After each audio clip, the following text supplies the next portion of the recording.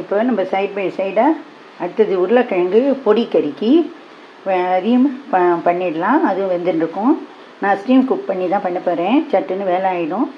இது ஒரு டேஸ்ட்டாக இருக்கும். இப்போ இது என்னென்னா மண்ணை போக அலம்பிட்டு பொடியாக நறுக்கி மறுபடியும் 2-3 வாட்டி அலம்பி இந்தமாரி ஹோல்ஸ் உள்ள பாத்திரத்தில் நான் வடிகட்டி வச்சுட்டுருக்கேன். இப்போ இதுமாரி குக்கரில் ஒரு ஜலத்தை விட்டுண்டு இந்தமாரி ஒரு ஸ்டாண்டு ஒன்று போட்டுன்ட்டு இந்தமாரி ஒரு வடிகட்டியை தூக்கி வச்சு இதை வச்சு மூடியை போட்டு மூடி நான் இண்டக்ஷன் ஸ்டவ்வில் இதை ஒரு 2 விசில் விட்டு எடுத்துக்க போகிறேன். நம்ம உருளைக்கிழங்கு காரக்கறிக்கு ஸ்டீம் குக் பண்ணி மாரி எடுத்தாச்சு. இந்தமாரி ரொம்ப குழையெல்லாம் வேக விடக்கூடாது. அப்புறம் கறி துவையல் மாரி போயிடும். நம்ம இப்போ இருப்பு சட்டியில் எண்ணெய் வச்சுருக்கோம். தேவைப்பட்ட அப்பப்போ விட்டுக்கலாம். இப்போ இதுக்கு கடுகு போட்டுண்டாச்சு. உளுத்தம்பருப்பு டேஸ்ட்டும் போட்டாச்சு.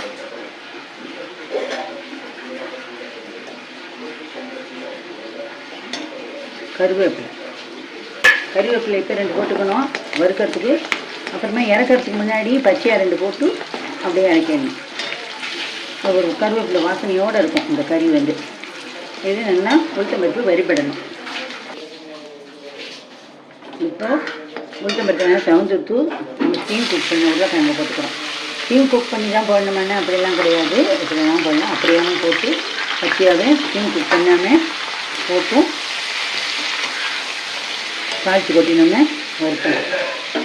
இப்போது தனி மிளகாத்தூள் ரெசிபி நம்மளுடைய இதில் இருக்குது. தேவைப்பட்டவா போய் பாருங்கள். இது நம்ம கிச்சனில் நான் போட்டிருக்கேன். அது பாருங்க. இது தனி மிளகாத்தூள் போட்டாச்சு. மஞ்சள் பொடி தேவையான அளவு மஞ்சள் பொடியும் போட்டாச்சு. நம்ம இப்போ இதுக்கு ஸ்டீம் குக் பண்ணதுனால இதுக்கு உப்பு போடலை. உப்பு இனிமேல் தான் போட போகிறேன். ஃபஸ்ட்டு இதை ஒரு கலரி விட்டுடலாம்.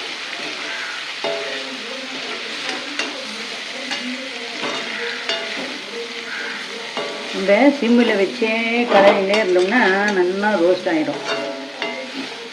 அதுக்கப்புறம் நல்லா வறுபட்டு வந்ததுக்கப்புறம் இறக்குற நேரத்துக்கு ஒரு ஸ்பூன் நெய்யை விட்டு அதுக்கப்புறம் நான் இன்றைக்கி இட்லி மிளகாப்பொடி போட போகிறேன். அதுக்கு அது ஒரு டேஸ்ட்டாக இருக்கும். நீங்களும் போட்டு பாருங்க. இட்லி மிளகாப்பொடி போடலாம், கருவேப்பிலை பொடி போடலாம், புதினா பொடி போடலாம், கொத்தமல்லி பொடி போடலாம், 3 மிக்ஸ் பண்ண பொடியும் போடலாம். நிறைய போட்டு இது சுண்டல் வெரைட்டிஸாக சுண்டல் பொடிக்கெல்லாம் பண்ணுற பட்சத்தில் அந்தமாரி பொடி கூட இதுக்கு போடலாம். இது கொஞ்சம் நல்லா காரம் ஏறட்டும். அப்புறமா உப்பு போடலாம். இப்போ நம்ம இதுக்கு உப்பு போடுறோம். தேவையான உப்பை போடுறோம். அவ்வளோதான். இதுக்கு உப்பு போடுறோம்.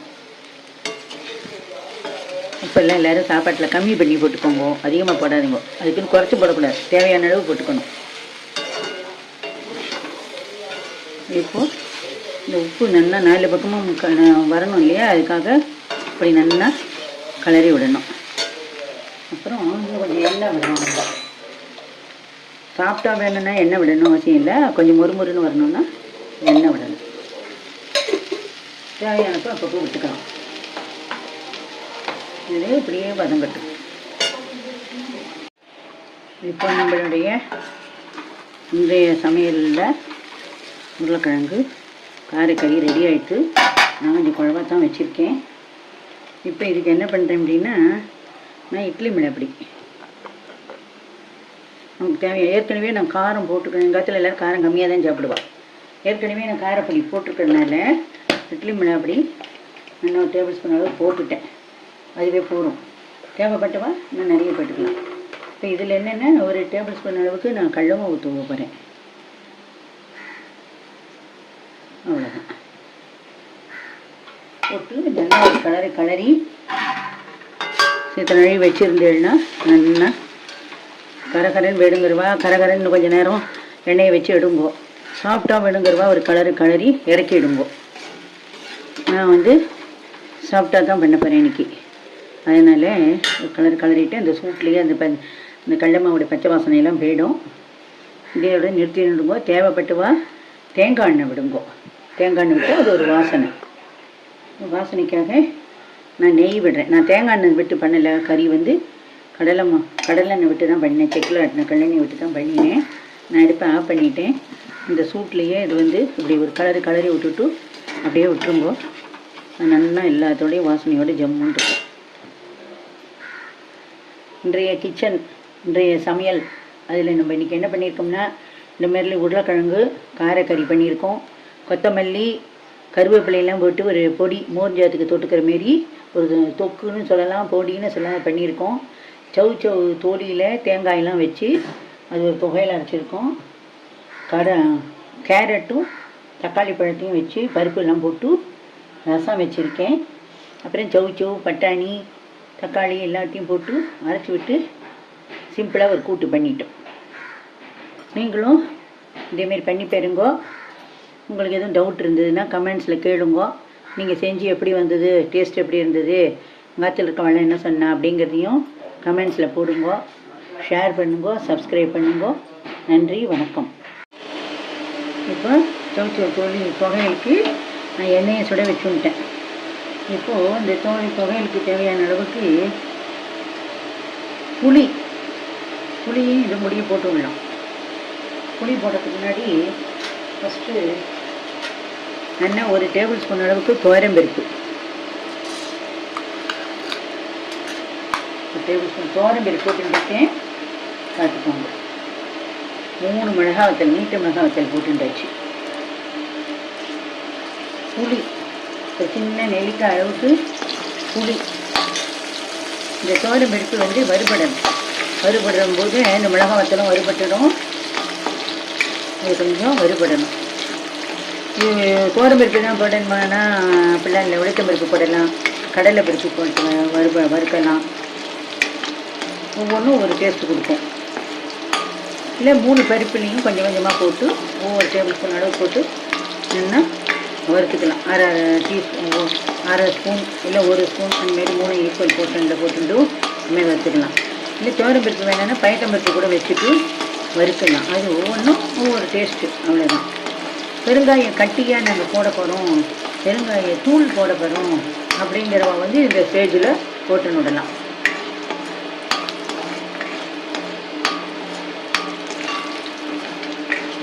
நான் வந்து கடலெண்ணெய் தான் விட்டுருக்கேன்.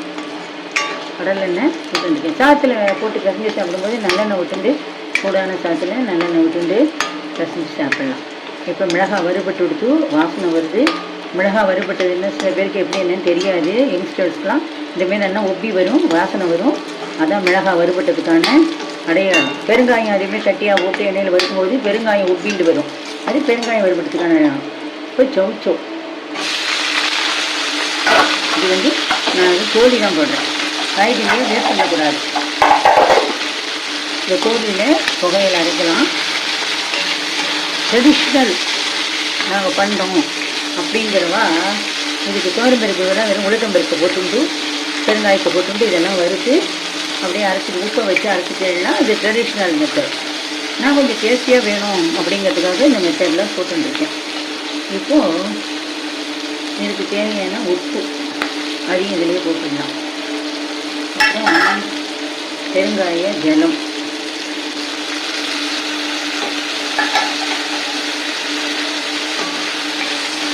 இந்த கோழி வதங்கி வர்றதுக்கு சித்த நாழி ஆகும்.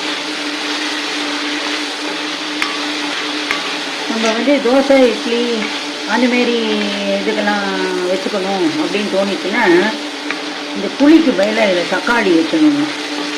கொஞ்சம் வெங்காயம் வச்சு இதெல்லாம் வச்சு பருப்பு வேணும்னா வச்சுக்கலாம், இல்லாட்டி ஆப்ஷன் தான்.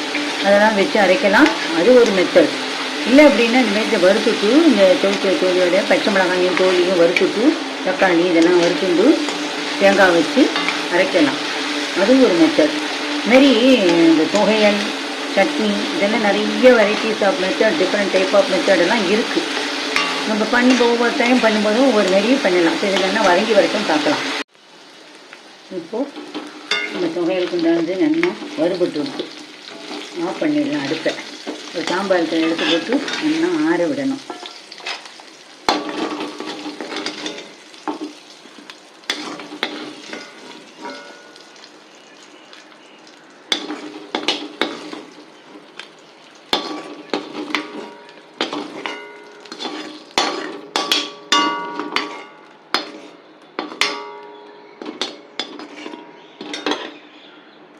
இந்தமாரி நம்ம நல்லா எடுத்துக்கிட்டோம். ஆறணும். இது கூட கொஞ்சம் தேங்காய் அள்ளி போடணும்.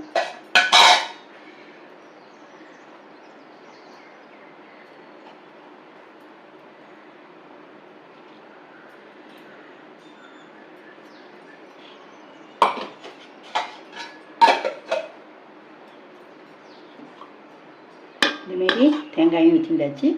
நல்லா ஆறினோடனே நைஸாக அரைக்கணும். நம்மளோட தேங்காய் சோச்சோ துவையல் ரெடி ஆகிட்டு. இந்த சாத்தில் போட்டுண்டு சுட சாத்தில் போட்டுண்டு நல்லெண்ணெயை விட்டுண்டு சாப்பிடணும். நம்ம அடுத்தது கொத்தமல்லி கருவேப்பிலை தொக்கு எப்படி பண்ணுறதுங்கிறத பார்க்க போகிறோம். இதை பண்ணி வச்சுட்டேன்னா ஓரஞ்சாத்துக்கோ தயிர் சாதம் எதுக்காக இருந்தாலும் தொட்டுண்டு சாப்பிட்லாம். நல்லா ஒரு 10-15 நாள் வரைக்கும் கெட்டு போகாமல் இருக்கும். இது வந்து நல்லா நாக்குக்கு விறுவிறுன்னு நாக்குக்கு நல்ல உயிரோட்டம் கொடுக்கக்கூடியதாக நல்லா ருசி, நாக்கு சுண்டி இருக்கிற ருசியில் இருக்கும். அடுத்தது அது எப்படி செய்யலான்னு பார்க்கலாம் வாங்க. இப்போ நம்ம கருவேப்பிலை கொத்தமல்லி தொக்கு, இதை பொடின்னு சொல்லலாம், தொக்குன்னு சொல்லலாம். இதுமாரி இதுக்கு இப்போ என்னென்ன தேவைன்னா கொத்தமல்லி என்னென்ன அலசி வச்சுருக்கேன். கொத்தமல்லி ஒரு 6 பங்குன்னா கருவேப்பிலை ஒரு கை அளவு இருந்தால் போதும். நல்லா அலசி நல்லபி வடிகட்டி வச்சுட்டுருக்கேன். பெருங்காய ஜனம் வச்சுட்டுருக்கேன். கருப்பு உளுத்த பருப்பு வச்சுட்டுருக்கேன். கல் உப்பு, வெல்லம், மிளகாய் வத்தல், புளி, அவ்வளோதான் இதுக்கு தேவையானது. இது எப்படி பண்ணுறதுன்னு இப்போ நான் அடுப்பை ஆன் பண்ணிவிட்டு எண்ணெயை வச்சுட்டுருக்கேன்.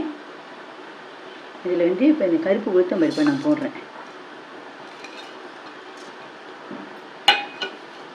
இது கூடயே நான் இந்தமாரி நீட்ட மிளகாய் வத்தல் ஒரு 7 மிளகாய் வத்தல் போடுறேன். வாழையுடைய காரத்துக்கு தகுந்த மாரி போட்டுக்கலாம். இதை வறுக்கணும். இது என்ன வறுபட்டு செவந்து வரணும். இப்போ மிளகாய் வத்தலும் உளுத்தம் பருப்பும் வறுபட்டு கொடுத்து இப்போ இதுக்கு தேவையான புளியை நம்ம இதில் போடுறோம். அப்புறம் இந்தமாரி கொத்தமல்லி எல்லாம் பரசி புழிஞ்சு எல்லாம் வச்சுருந்தோம் இல்லையா, அதை தூக்கி இதில் போட்டு தேவையான அளவுக்கு எண்ணெயும் விட்டுண்டு நம்ம பொடி பண்ண போகிறாங்க.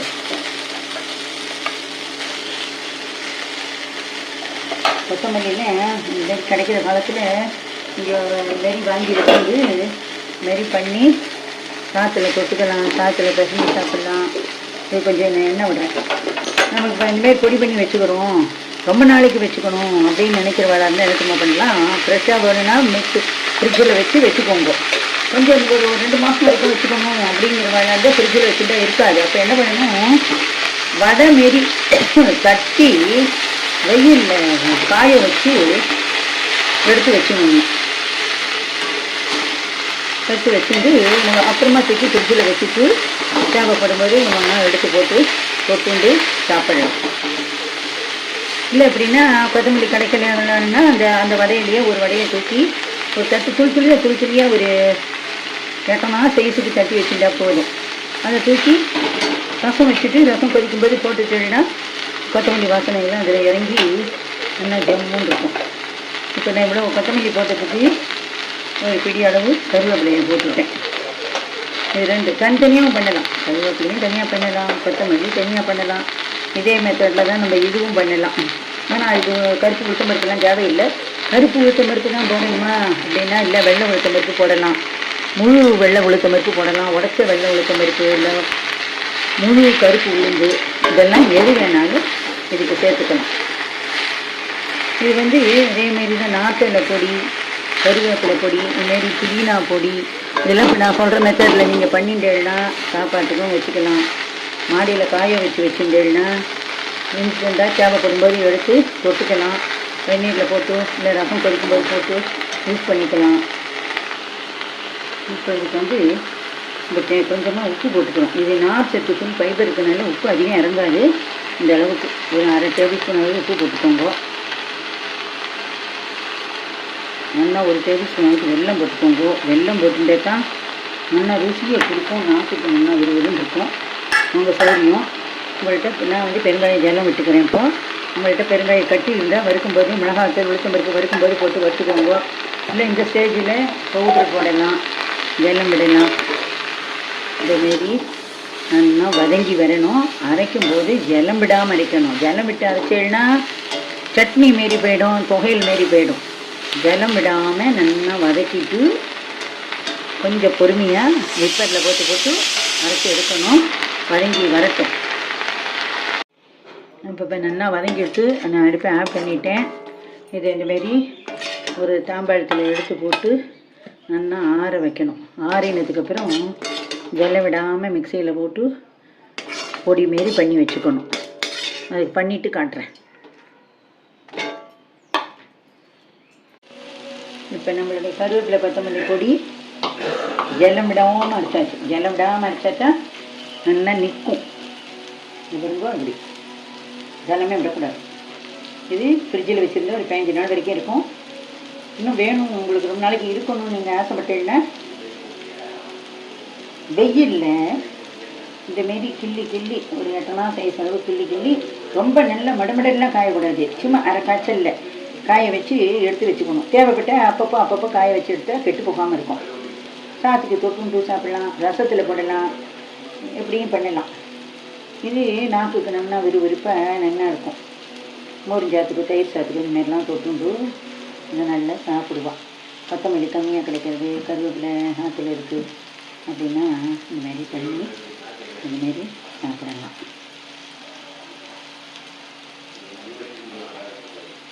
இதுக்கு நான் நல்லெண்ணெயில் கடுகு தாளித்து கொட்ட போகிறேன்.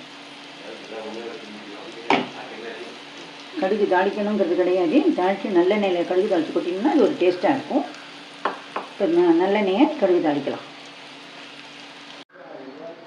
இப்போ நம்ம கருவேப்பிலை கொத்தமல்லி பொடிக்கு கடுகு தாளிக்கிறதுக்காக இழுப்பக்கண்டியை அடுப்பில் வச்சுருக்கோம்.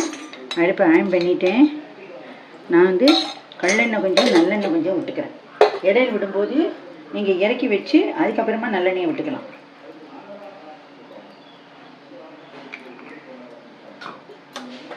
இப்போ இதுக்கு நம்ம ஒரு கடுகு தாளிக்கிறோம். எவ்வளோ வேணுமோ அவ்வளோ தாளிச்சிக்கலாம், நம்ம விருப்பம்தான். இப்போ நம்ம கடுகு வடிச்சு விட்டு ஆஃப் பண்ணிட்டேன். இந்த நெய் போட்டோம். இப்போ என்ன பண்ணுறோம், பச்சையாக நல்லெண்ணெய் விடணும். தேவைப்படும்போது அப்பப்போ விட்டு கிளறி வச்சுக்கணும். ஒரேடியாக விட வேண்டாம், உறிஞ்சிடும். அப்பப்போ விட்டுக்கோங்க. இதோ இதுமாரி நின்னா கிளறி வச்சுக்கோங்க. கடுகு தாளிக்கிறது அப்படிங்கிறது ஒரு ஆப்ஷன் தான். நீங்கள் கடுகு தாளிக்கலைன்னா நல்லெண்ணெயை விட்டு இதுமாரி சுட வைக்க வேண்டாம். பச்சை நல்லெண்ணெயை விட்டு இந்தமாரி கிளறி வச்சுட்டேன்னா டேஸ்ட்டாக இருக்கும். கடுகு தாளிக்காதவன் என்ன பண்ணணும், நம்ம சாமான்கள்லாம் வறுக்கும் போதே கடுகையும் வறுத்துட்டு இது கூட அரைக்கும்போது ஒன்றா அரைச்சிடலாம். இப்போ இதுவும் ரெடி ஆகிடுச்சு. இப்போ நமக்கு அடுத்தது சைட் பை சைடாக செய்யலாம். இப்போ கேரட் பயத்தம்பருப்பு ரசம் கொதிச்சுன்னு இருக்கு. அதுக்குள்ளே நம்ம இப்போ அடுத்தது என்ன பண்ணலான்னா சவுச்சு, பச்சை பட்டாணி, தக்காளி, ஒரு அரை பச்சை மிளகாய் இதெல்லாம் நான் கூட்டுக்கு எடுத்துட்டுருக்கேன். அலம்பி நறுக்கி இது எல்லாத்தையும் நான் எடுத்துட்டுருக்கேன். இப்போது என்ன பண்ணுறோம் அப்படின்னா இதுலேயே நம்ம இன்றைய சமையல் குயிக் ரெசிப்பியாக பண்ண போகிறோம். அதனால் நான் ஷார்ட் மெத்தடில் உங்களுக்கு எல்லாம் சொல்லித்தரேன். கருவேப்பிலையை போட்டாச்சு. இப்போ இந்த கூட்டுக்கு தேவையான உப்பு போட்டாச்சு. நெக்ஸ்ட்டு என்னென்ன இதை பாருங்க, இதில் தனியா, பச்சை தனியா, 2 பச்சை மிளகாய், கொஞ்சம் தேங்காய் ஒரு 2 பத்தை அளவுக்கு, அதுக்கப்புறம் ஜீரகம் 1 டேபிள் ஸ்பூன், ஒரே ஒரு தக்காளி, ஒரு 3/4 தக்காளின்னு வச்சுக்கோங்க. இது எல்லாத்தையும் நம்ம அப்படியே பச்சையாக அரைச்சி இதில் விட போகிறோம். இப்போ இதில் நம்ம இப்போவே பெருங்காய ஜலம் விடுறோம்.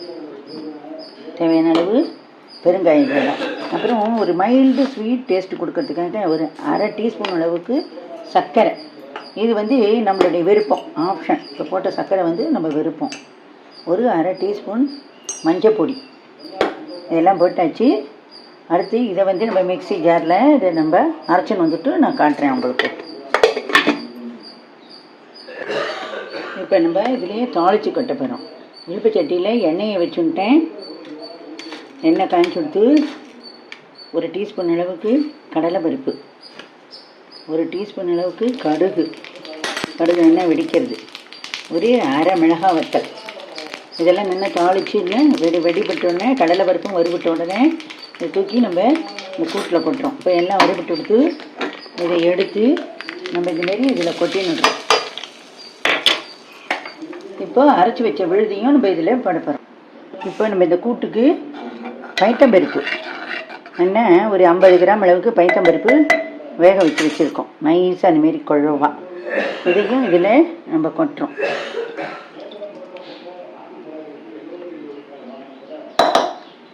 அப்புறம் இதை அரைச்சி வச்சுருக்கோம். இந்த அரைச்சி வச்ச விழுதையும் அதில் கொட்டுறோம். இப்போ இது எல்லாத்தையும் மிக்ஸி ஜாரு அலம்பி இதில் விட. இப்போ நம்ம இது எல்லாத்தையும் நல்லா அப்படி கிளறி விடணும். நல்லா கிளறி விட்டுட்டு ஒரு 2 விசில் வச்சு எடுத்தால் போதும். 2 விசில் வச்சு எடுத்துட்டு இறக்கினதுக்கப்புறம் நம்ம இதில் 2 கொத்தமல்லி தூவி கொஞ்சம் கூட்டு இன்னும் கொஞ்சம் கெட்டியாக வேணும்னு உங்களுக்கு தோணினா கடலை மாவோ அரிசி மாவோ கரைச்சி விட்டு கொதிக்க விடணும். இப்போ நம்ம இது நல்லா 2 விசில் வர வரைக்கும் நம்ம வேக விட்டு எடுத்துக்கலாம்.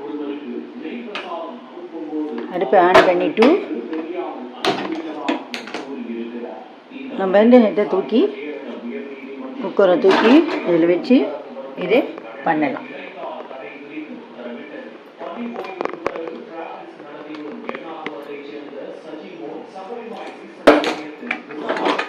இப்போ இது 2 விசில் வரணும். வந்த உடனே இதை பார்க்கலாம். நம்மளுடைய கூட்டு என்ன ஜம்முன்னு 2 விசில் ரெடி ஆகிட்டு.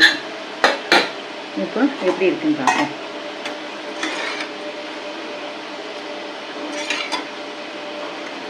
அருமையாக இருக்குது. பிசைஞ்சும் சாப்பிட்லாம், தொட்டுட்டும் சாப்பிட்லாம். இன்னும் உங்களுக்கு கெட்டியாக வேணும்னா இன்னும் ஒரு விசில் கூட விடலாம். அப்படியே இறக்கலாம். இல்லைன்னா கொஞ்சம் ஒரு டேபிள் ஸ்பூன் அளவு கடலை மாவோ அரிசி மாவோ கரைச்சி கொதிக்க விட்டு இறக்கலாம். இப்போ நான் என்ன பண்ணுறேன், இதில் கொத்தமல்லியை போடுறேன். அவ்வளோதான். இனிமேல் இதுக்கு ஒன்றும் போட வேண்டியதில்லை. முடிஞ்சது. நீங்களும் இதேமாரி பண்ணி பாருங்க. நன்றி. இதேமாரி நீங்கள் பண்ணி பாருங்க. அடுத்தது சௌச்சௌ தோலி அது கூட சில பொருட்கள்லாம் வச்சு ஒரு தொகையில் அரைக்கிறது எப்படிங்கிறத பார்க்கலாம். வணக்கம். இது நம்ம கிச்சன். இன்றைய சமையல் அப்படிங்கிறதுல நம்ம இன்றைக்கி என்னென்னு நான் சொல்லிட்டேன் செய்ய போகிறேங்கிறத. இதில் ஃபஸ்ட்டு நம்ம ரசம், கேரட் ரசம் வைக்க போகிறோம். கேரட்டும் தக்காளியும் போட்டு ரசம் வைக்க போகிறோம்.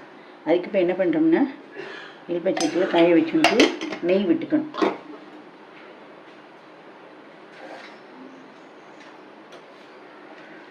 இப்போ இதிலே 2 கடுகு போட்டுட்டோம், 2 ஜீரகம் போட்டுட்டோம். கடுகு வெடிக்கணும், ஜீரகம் பொரிஞ்சு வரணும். அது வரைக்கும் நம்ம வெயிட் பண்ணணும்.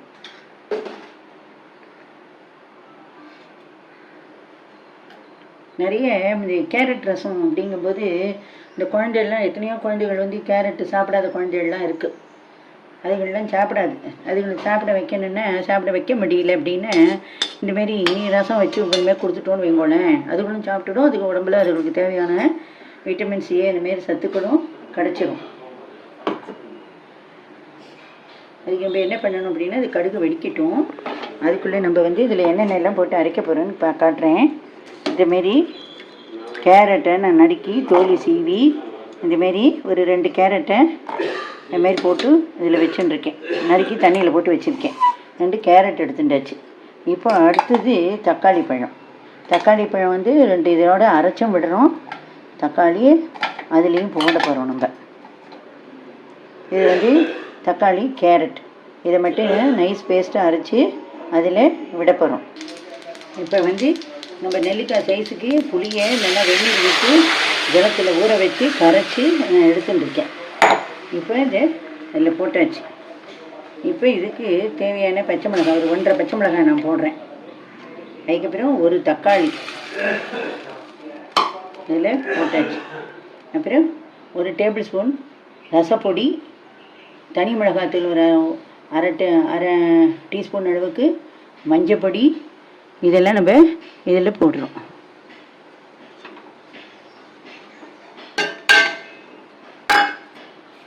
அப்புறம் வெல்லம், ஒரு சிட்டிகை வெல்லம், கல் உப்பு. இந்த வெல்லம் நம்ம சௌரியம் போட்டாலும் போட்டுக்கலாம், வேண்டாம்னாலும் வேண்டாம். பெருங்காயம் கட்டியாக போடுறதா இருந்தால் இந்த ஸ்டேஜில் போடுங்க. உங்களுக்கு ஜலமாக விடணுன்னா இறக்குற நேரத்துக்கு போட்டுக்கலாம். பொடியாக வேணும்னா அதுவும் இறக்குற நேரத்துக்கு இதில் போட்டு கலந்துடலாம். இப்போ இது நல்லா இந்த தக்காளி வேகணும், இந்த புளியோட பச்சை வாசனை போகணும், நல்லா கொதித்து வரணும். அதுக்குள்ளே நம்ம இதில் போட்டு வச்சுருக்கிறத நைஸ் பேஸ்ட்டாக அரைச்சின்னு வந்துடணும். இப்போ நான் வந்து இந்த கேரட் பைத்தம்பருப்பு அரைச்ச பேஸ்ட்டை இதில் விடுறேன். இது கொஞ்சம் ஜலம் விட்டு மிக்சியை அலும்பி அந்த தண்ணியும் நம்ம இதோட விட்டுக்கிறோம். இந்த கேரட்டு பைத்தம்பருப்பு நான் இன்றைக்கி துவரம்பருப்பு போடலை, பைத்தம்பருப்பு போட்டிருக்கேன். அது ஒரு மைல்டு டேஸ்ட்டாக நல்லாயிருக்கும். அதுக்காகத்தான் மாரி வச்சுருக்கேன். இப்போ நீங்கள் சொன்னால் தான் தெரியும், நான் இதில் கேரட் போட்டிருக்கேன், பைத்தம்பருப்பு போட்டு ரசம் வைக்கிறேன்னு சொன்னால் தான் தெரியும், சொல்லலாம் தெரியாது. அந்தளவுக்கு டேஸ்ட்டாக ருசியாக இருக்கும். இப்போ இது நல்லா கொதித்து வெந்து வர வரைக்கும் நம்ம வெயிட் பண்ணலாம். இப்பளுடைய நம்ம கேரட் ரசம், கேரட் பைத்தம்பருப்பு ரசம் நல்லா பச்சை வாசனை, புளி வாசனை போயாச்சு, பொடி வாசனை போயாச்சு, ரசப்பொடியோட வாசனை. ரசப்பொடி வறுத்து அரைச்ச ரசப்பொடியும் பண்ணலாம், பச்சை ரசப்பொடியும் அப்படியே வறுத்து அரைக்காமையும் பவுடர் பண்ணி போடலாம். ரசத்துக்கு மிளகு ஜீரக பொடியும் போடலாம். நம்ம வறுத்து அரைச்ச ரசப்பொடி போட்டிருக்கோம். இப்போ என்ன பண்ணுறோம், பெருங்காய ஜலம் கொஞ்சம் விடுறோம். பெருங்காய ஜலம் தான் ரசத்துக்கு டேஸ்ட் கொடுக்கக்கூடியது. இப்போது இதுலேயே நம்ம வந்து கொத்தமல்லியை போட்டுட்டோம்.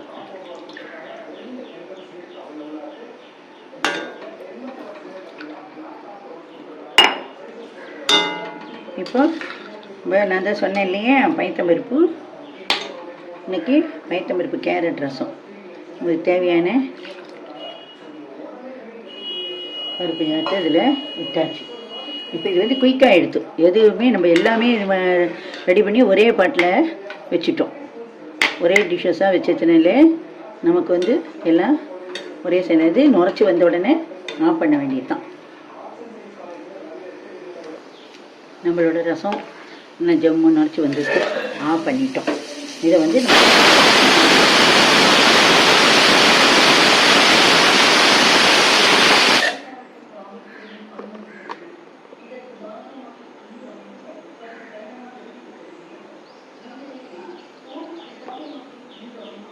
இப்போ நம்ம இந்த ரசத்தை இந்த பாத்திரத்துக்கு மாற்றிட போகிறோம்.